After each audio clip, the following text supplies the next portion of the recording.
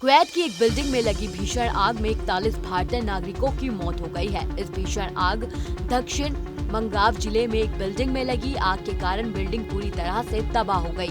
जिस बिल्डिंग में आग लगी उसमें 160 से ज्यादा मजदूर रहते थे।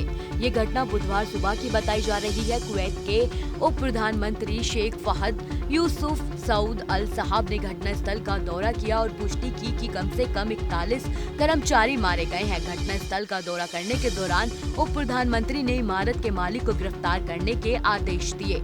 शेख फहद, जो आंतरिक और रक्षा मंत्री भी संभालते हैं, उन्होंने कहा, आज जो हुआ वो कंपनी और इमारत के मालिक का लालच का नतीजा है। शेख फहद ने आगे कहा कि मैं ऐसे उल्लंघनों को दूर करने के लिए तत्काल कार्रवाई का आदेश देता हूं। जिस इमारत में आग लगी थी उसका इस्तेमाल मजदूरों के रहने के लिए किया जाता था और वहां बड़ी संख्या में मजदूर रहते थे। दर्जनों लोगों को वहां पर बचा लिया गया, लेकिन दुर्भाग्य से आग से निकलने वाले धुएं के कारण कई लोगों की जान चली गई।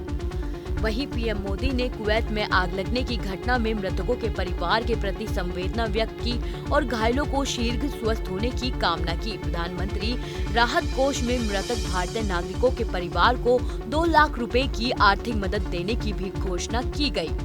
कुवैत अग्निकांड में केरल के कोल्लम जिले के एक परिवार को सूचना मिली कि उनके परिवार के सदस्य शमी की कुवैत में अग्निकांड में मौत हो गई है। परिवार ने बताया कि उनके कुवैत में बसे अपने रिश्तेदारों से ये मनहूस खबर मिली। वे आगे की प्रक्रिया के लिए सरकार से बातचीत कर रहे हैं। कुवैत अग्निकांड में केरल के कोट्टायम में रहने वाले स्टीफन अब्राहिम की भी मौत हो गई। केरल के कोल्लम में रहने वाले 29 वर्षीय साजन जॉर्ज भी शामिल हैं। केरल के मुख्यमंत्री पिनाराई विजयन ने बुधवार को विदेश मंत्री एस जयशंकर को पत्र लिखकर कुवैत में आग लगने की घटना में केंद्र के हस्ताक्षर की मांग की है।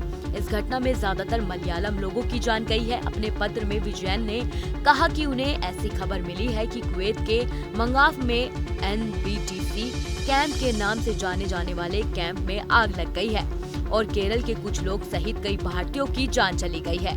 मुख्यमंत्री ने कहा कि इस दुर्भाग्यपूर्ण घटना में कई लोग गंभीर रूप से घायल भी हैं।